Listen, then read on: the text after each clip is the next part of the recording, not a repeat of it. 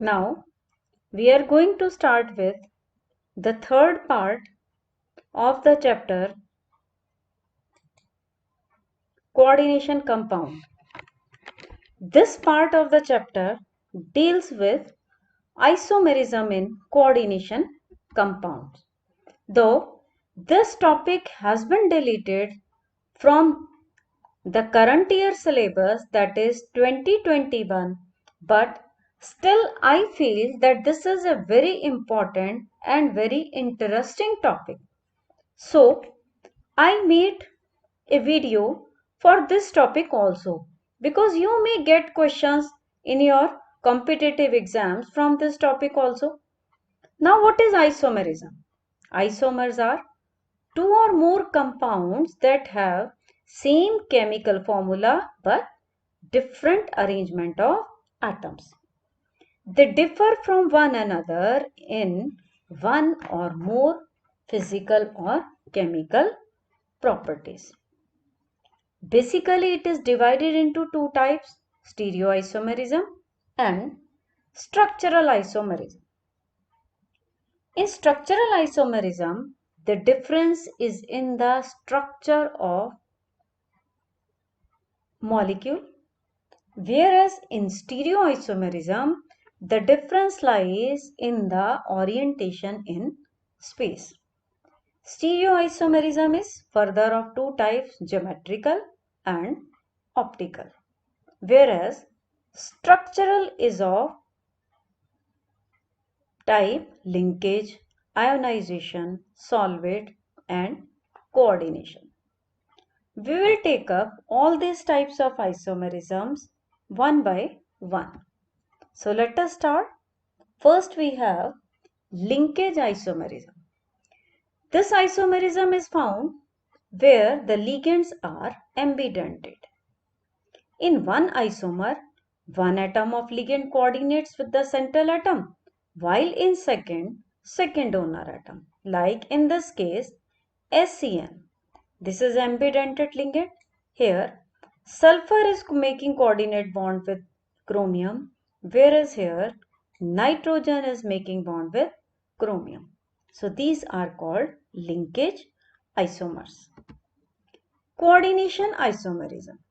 It is shown by the complexes when both cation and anion are complex species. This is a single coordination compound. Cation is complex, anion is also complex. So these are the two compounds where there is an exchange of ligand. You can see ammonia is exchanged with oxalate. So with cobalt, here you get oxalate, and with chromium, here you get ammonia. So these are called coordinate isomers. Ionization isomerism. In this case, the molecules furnish different types of ions in solution. Compare this with this. Differences: bromide has been exchanged with sulfate. So here Br is in the coordination sphere. So if you put this compound in water, sulfate ions will separate, and sulfate ions can be tested with barium chloride solution. You will get white precipitates of barium sulfate. In this case, sulfate is in coordination sphere. So if you put this compound in water, Br will be ionized, and this Br can be tested with silver nitrate, and you get pale yellow precipitates of AgBr. Solvate or hydrate isomerism. These are the compounds where water molecules can act as ligands. And water can also exist as a water of crystallization. You can compare these three molecules, 1, 2 and 3. All the 6 water molecules are inside the coordination sphere. Here 5 are inside, 1 is as a water of crystallization, and in this case 4 are inside, whereas 2 are as a water of crystallization. If water is taken, then the name is given as hydrate isomerism. If any other solvent is used, then the general term used is solvate isomerism. Geometric isomerism. This type of isomerism exists in heteroleptic complexes due to different possible arrangement. Now, this is a coordination compound MX2L2 type. This is M central atom. Example is this PT 2NH3 and 2Cl2. This is NH3, this one, and these green balls represent Cl. If the similar groups appear on one side, this is called cis isomer. If they are on opposite side, then it is a trans isomer. Now this is another type of compound where central atom is linked with 4 different ligands A, B, X and L.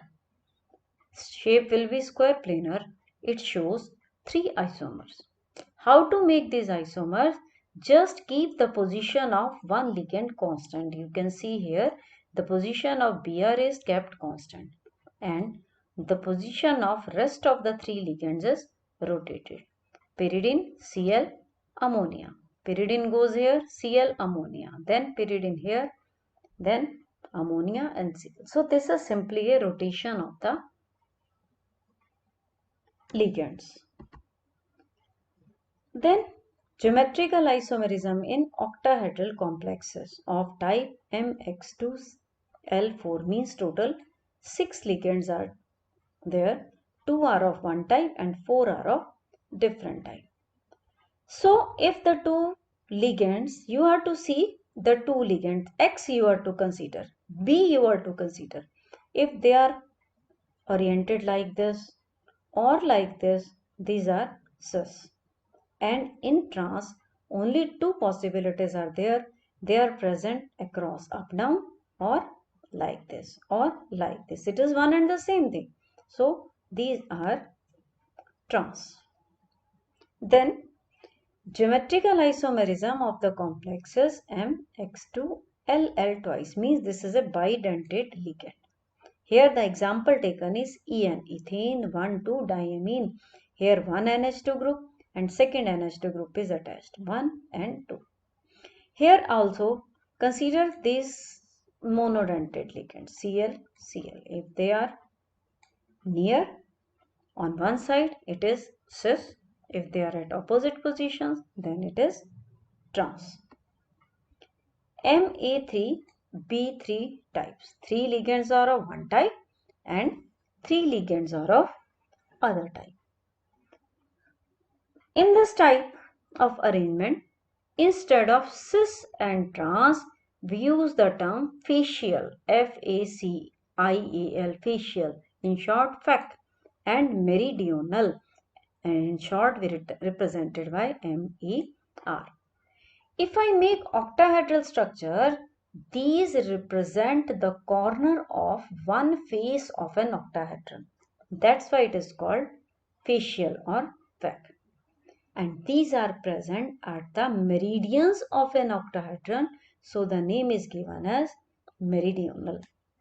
Remember, tetrahedral complexes do not show geometrical isomerism because the relative positions of unidentate ligands are same with respect to each other. This is very important. Then optical isomers. Optical isomers are mirror images that can be superimposed on cannot be superimposed on one another. These are called enantiomers. The molecules or ions that cannot be superimposed are called chiral. The two forms are dextro and levo. Dextro means if they are capable of rotating the plane polarized right towards right, and if rotation is toward left, then it is levo. Optical isomerism is common in octahedral complexes having didentate ligands only. Let us take first MX2LL2. Here this is a didentate ligand. You can see here. So first let us make geometrical isomers. This is cis and this is trans. Now remember, only cis isomer will show optical activity. You can draw the mirror images of this isomer also. You will found that similar structure will appear here, and means both of them will be superimposable. So these are not optical isomers. However, for cis isomers, these form optical isomers. Then MAA3. AA means this is also didentate ligands. 3 didentate ligands are there. 1, 2 and 3. This can also show optical isomers. You can see these isomers are also non-superimposable. Then MAA2 BC type. AA didentate. These two are didentate ligand. So here also you are to consider cis configuration. In this cis configuration, the molecule can show optical isomerism. Thank you. So I hope you will do this topic also.